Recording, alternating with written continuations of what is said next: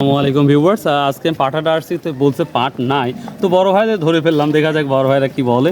তো আজকে অবস্থা কোন পাটের? অতিরিক্ত বৃষ্টির কারণে হ্যাঁ মানে কৃষকেরা প্লাস ব্যবসায়ীরা হ্যাঁ হ্যাঁ যারা গ্রামের থেকে কিনে হচ্ছে বাজারে এসে বিক্রি করে, জি জি, তারা কেউ আসেনি। কেউ আসে নাই। না, এই দেখতেছেন না একবারে ফাঁকা। হ্যাঁ হ্যাঁ, আমি তো গোটাই ফাঁকা দেখতে পাচ্ছি। একবারে কেউ পাট আনেনি, বৃষ্টি গেলে পারে হয়তো আবার গৃহস্থ। তার দামটা কি সেটা বলে?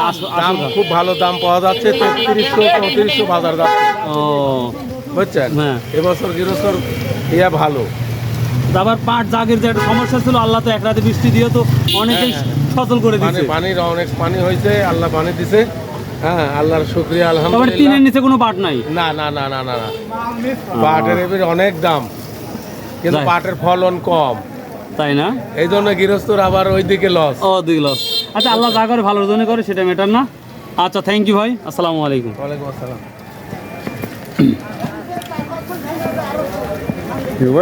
দেখুন গোটাই একবারে ফাঁকা, কোনো পাট নেই। তো তারপরে পাটের যে তথ্যটা, সেটা যতটুকু সম্ভব দেওয়ার চেষ্টা করলাম। তো এই ছিল পাটের তথ্য। ভালো থাকুন, সুস্থ থাকুন।